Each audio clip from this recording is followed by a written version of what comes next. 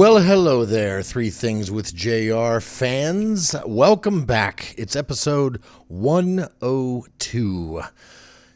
Must be a busy summer for a lot of people out there because episode 101 had a ridiculously small number of listeners.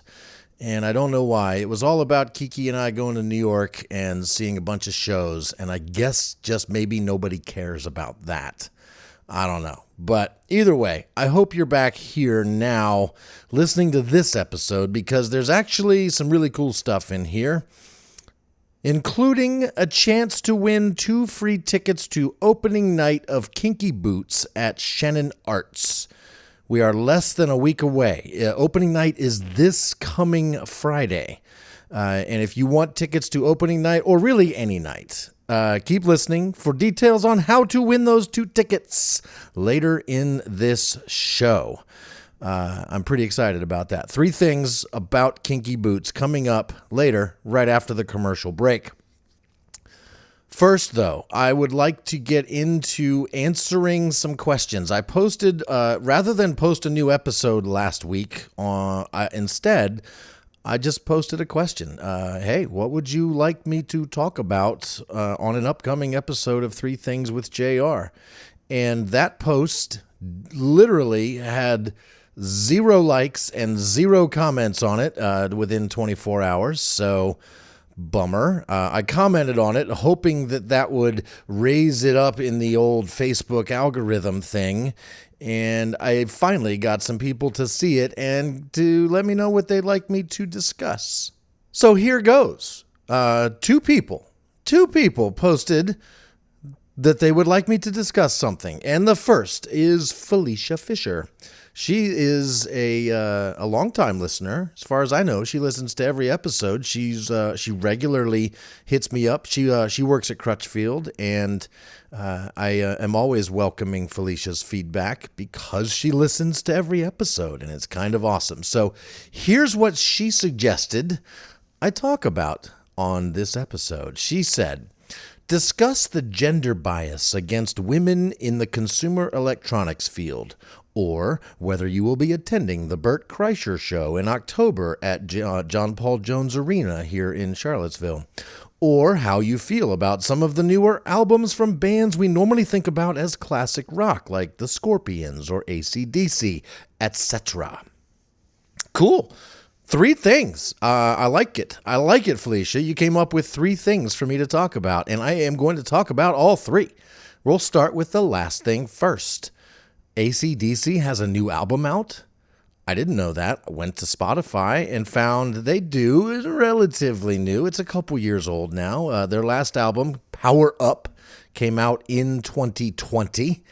And so I did go back in and do some listening before I hit record tonight, just to hear what Power Up from AC/DC is all about. And I will say, I've always loved AC/DC. I can't remember ever not liking them, right? I mean, they've got some classic songs that everybody knows the words to. Thunderstruck, Back in Black, Shook Me All Night Long, stuff like that. And I've been listening to them as long as I can remember. They've been around quite a while. And the fact that they're still making music makes me happy. I know their lead singer, Brian Johnson, had some hearing issues, and there was a time where it looked like he was not going to ever be able to perform again.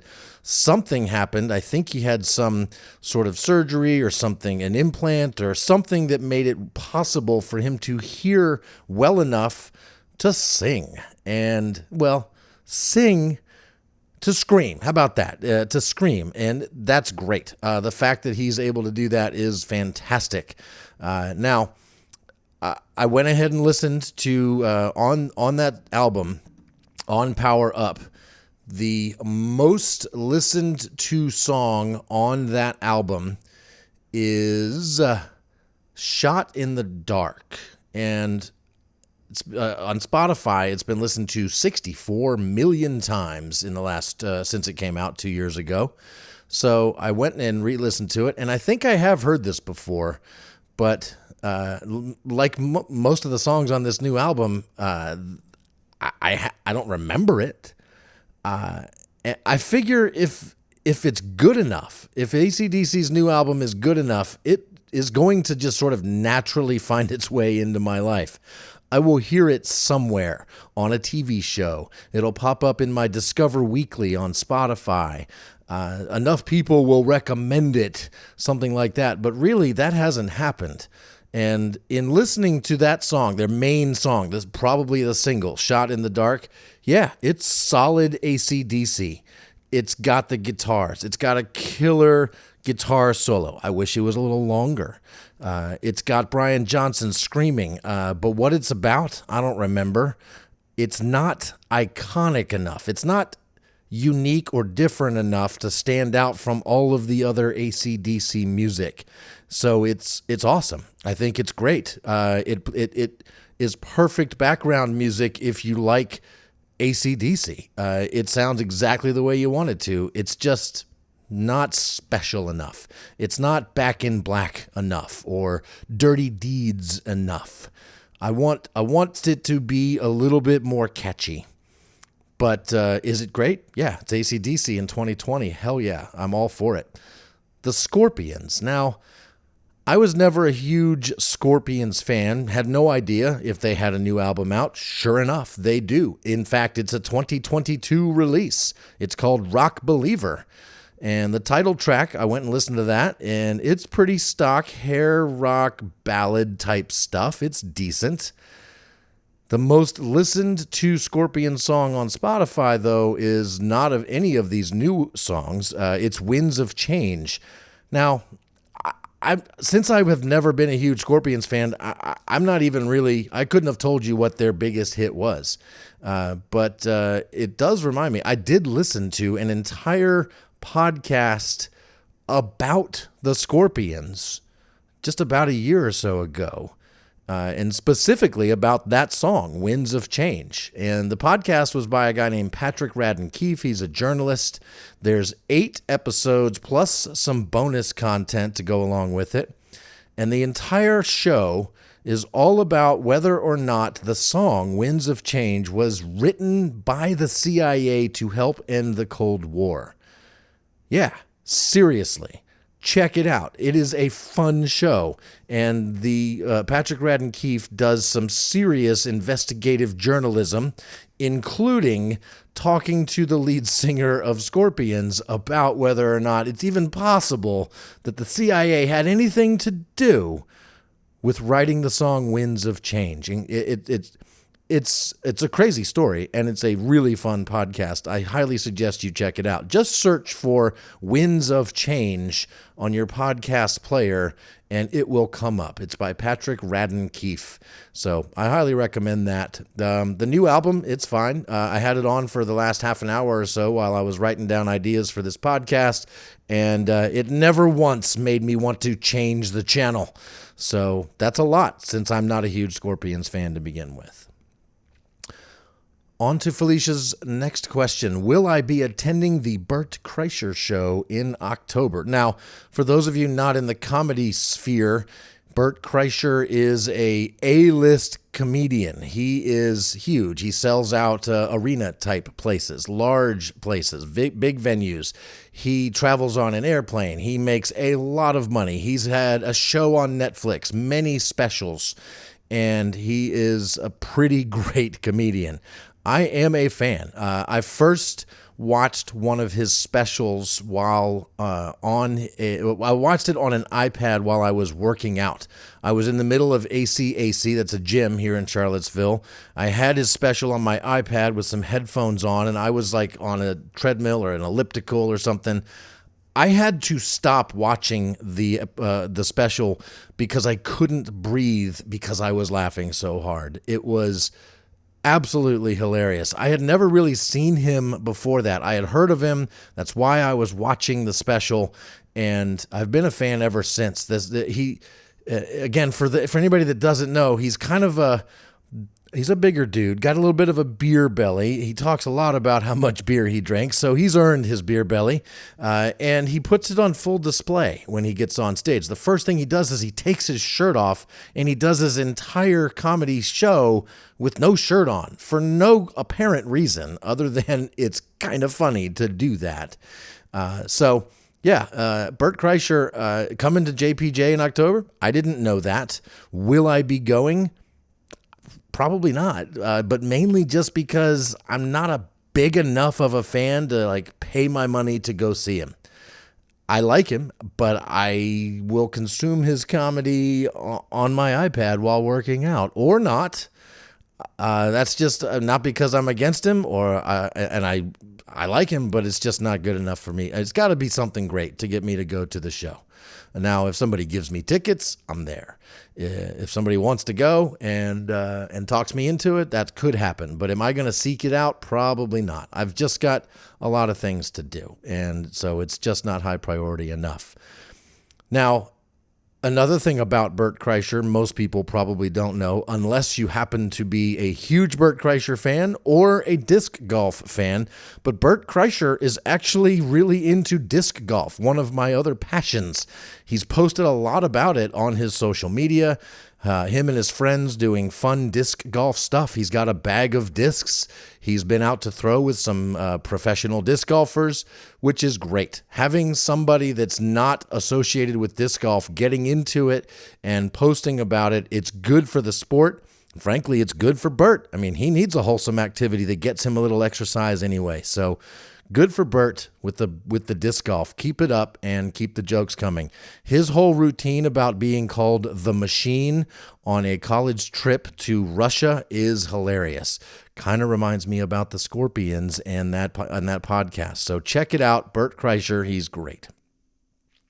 And lastly, Felicia's question was for me to discuss the gender bias against women in consumer electronics, which makes sense. Felicia is a female in the consumer electronics industry, so this is a big deal. She experiences this gender bias probably on a daily basis in her job at Crutchfield. She is an advisor. She has been trained for 13 weeks or so on everything you need to know to sell all of the consumer electronics products that Crutchfield sells.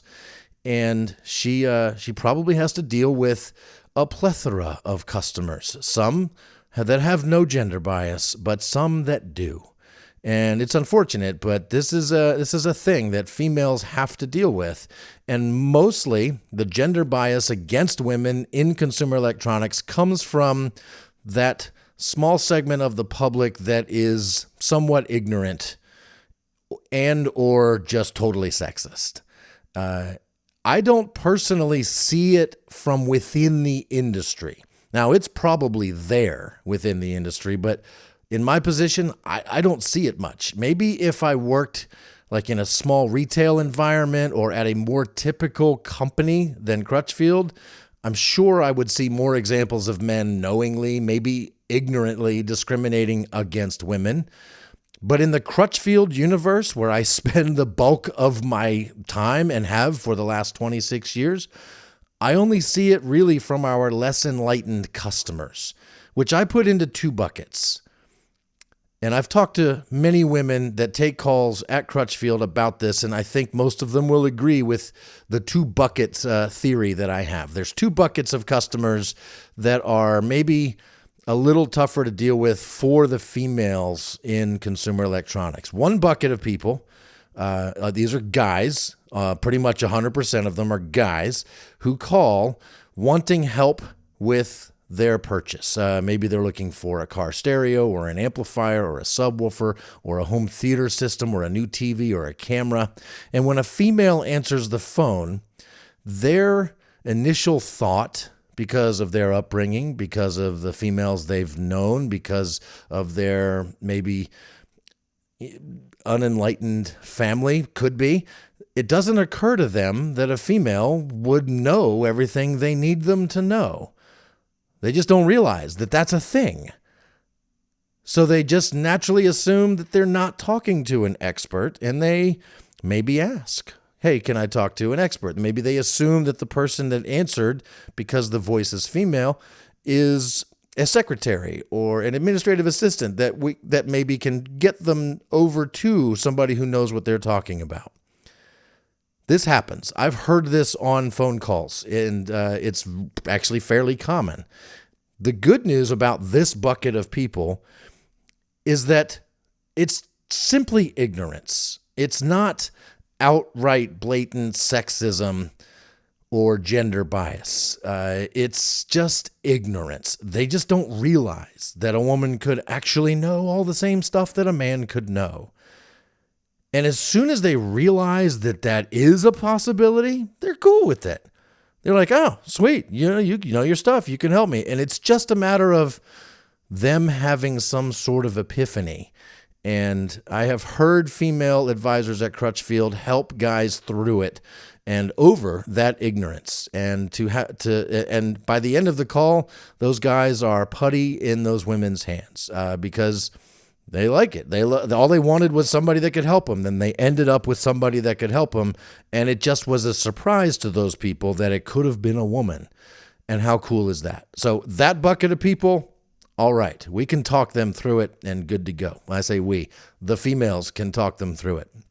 The other bucket of people is a much tougher challenge. It's a much steeper hill to climb because the other bucket of people that are unpleasant for female advisors to have to deal with, they're totally sexist. Like they really, really don't think a woman could help them.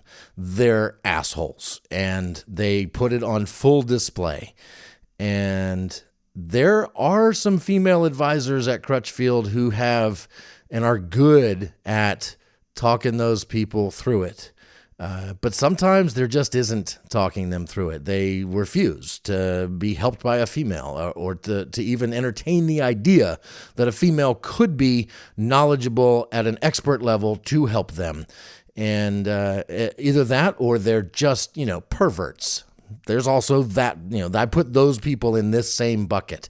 And it's not just simple ignorance that can be overcome.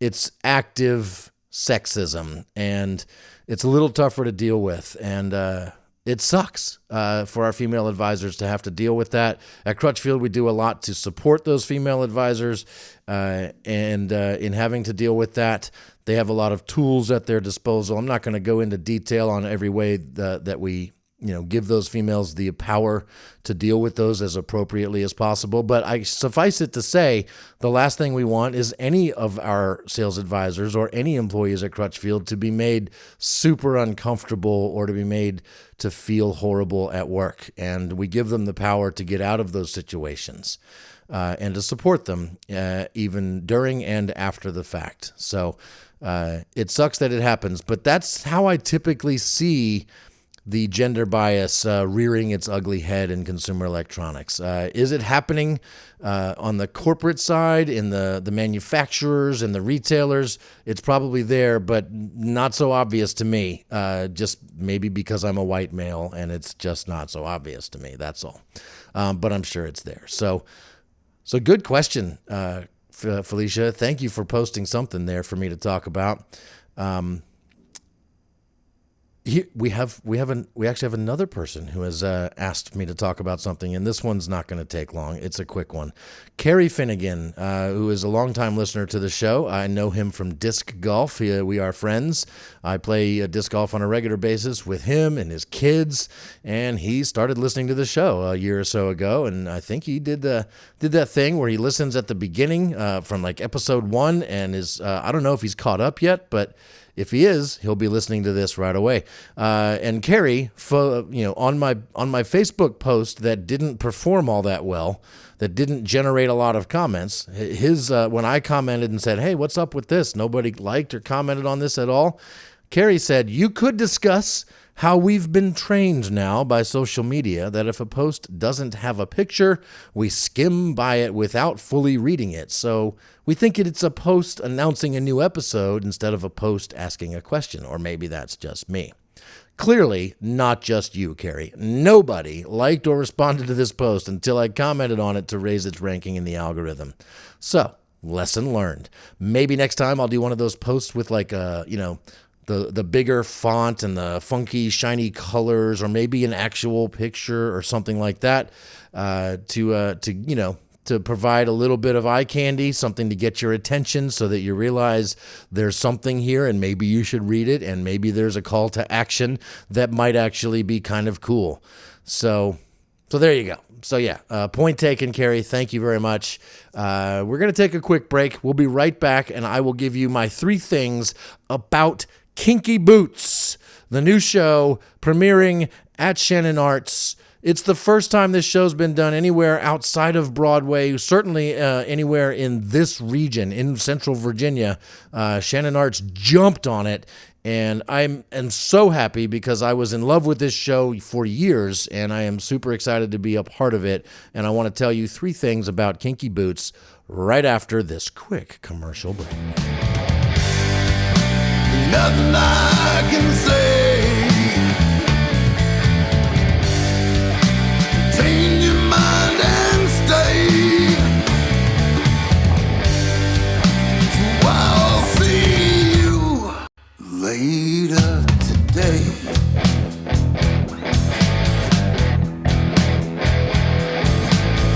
All right, let's get kinky. Thing 1 about Kinky Boots. We've been working on this show since May, 4 days a week. Just like the other 2 shows I've done, I've made many new friends, and I constantly feel like I'm surrounded by incredible talent.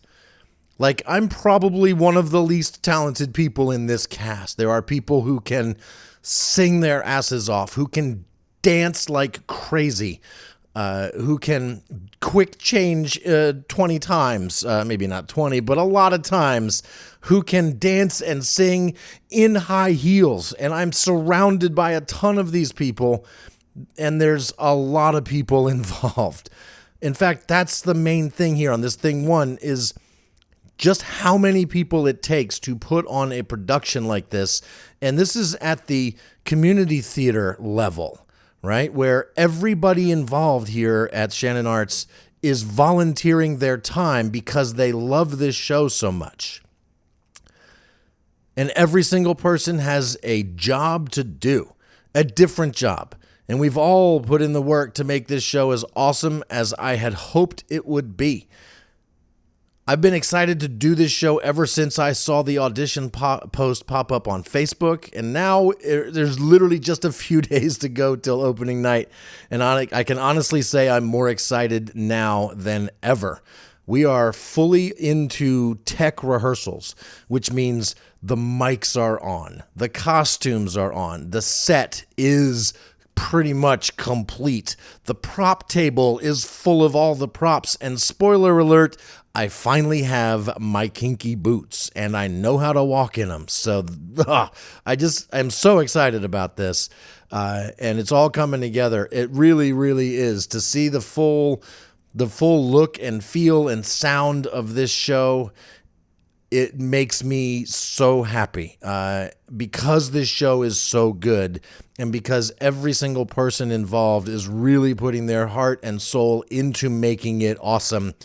Just like I am, because we want this show to change hearts, to entertain, to make you laugh, to make you cry. It's like it's all in there. It really is. One of my new friends is from the show. His name is Vince. He's also a new listener to this podcast. Welcome, Vince.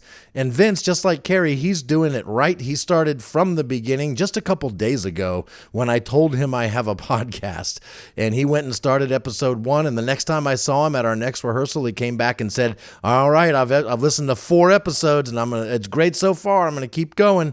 So it may actually be a while before he hears this shout out, but that's okay. He's also going to get to experience the whole evolution of 3 Things with JR.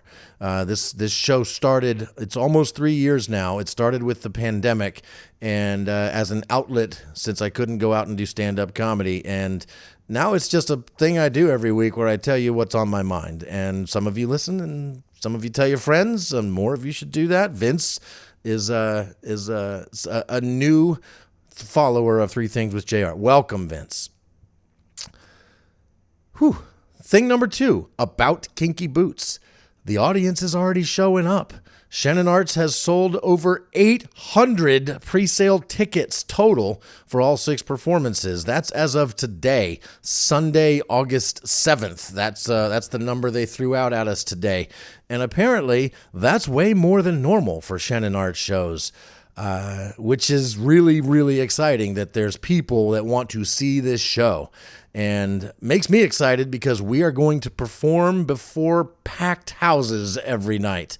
So if you're thinking about going, get your tickets, go to shannonarts.org, pick your seats, pick the performance you want to go to, and strap in and get ready for a fun ride. Now, if you would like 2 free tickets, I have 2 tickets to give away, specifically for 3 Things with JR listeners. Here's how you can win 2 free tickets to any of the 6 performances. Send me an email. The email address to use is 3thingswithjr@gmail.com. That's 3 spelled out. THREE. 3thingswithjr@gmail.com. All you need to put in the email is the word kinky in the subject line. And in the body of the email, tell me which particular performance you would like to attend. You have 6 to choose from. Opening night is this Friday night, August 12th. We have a Saturday show, the 13th, and a Sunday matinee, the 14th. We'll do the same thing the following weekend. 19th is Friday, Saturday night, the 20th, and a matinee on Sunday, the 21st.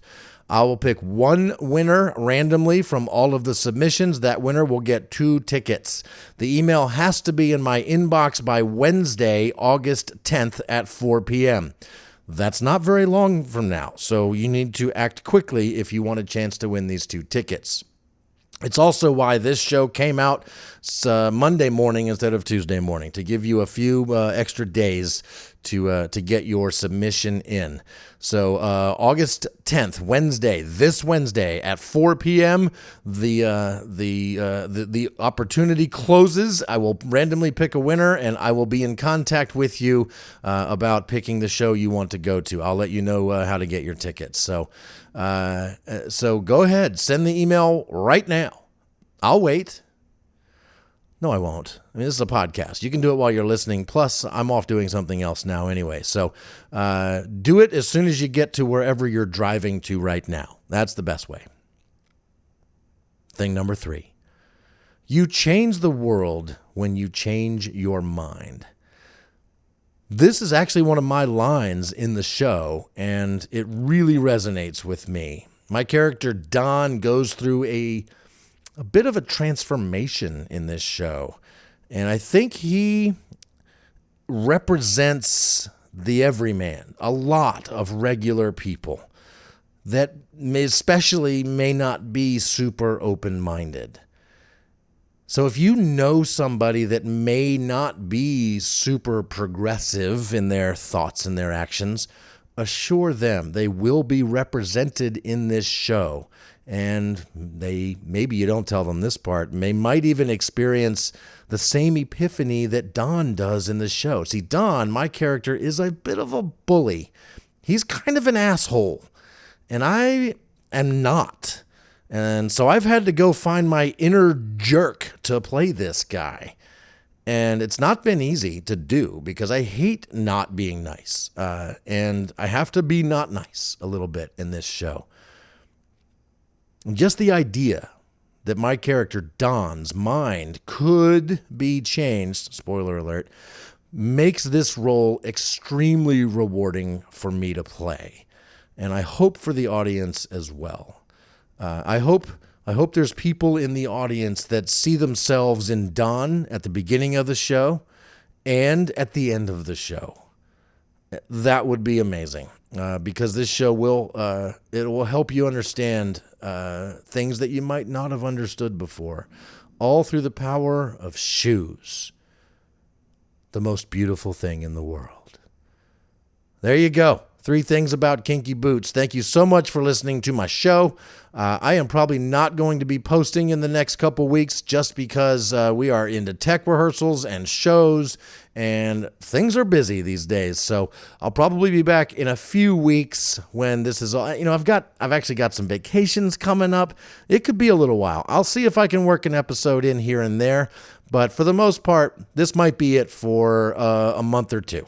That's all. I don't know. I can't, no promises. Maybe there'll be a surprise bonus episode or something. Thank you for listening. So please subscribe to this podcast if you haven't already. If your podcast player lets you rate podcasts, how about a rating? Like a really good one, like 5 or 10 stars or whatever it'll let you do. Thumbs up, follow it, subscribe, share it out with others so that they can listen to me talk about whatever's on my mind. Anyway, that's the idea. Thank you so much for listening. This is episode 102. We'll see you in 103 whenever that happens. Over and out. Check you later. See you at Kinky Boots. Everybody say, people who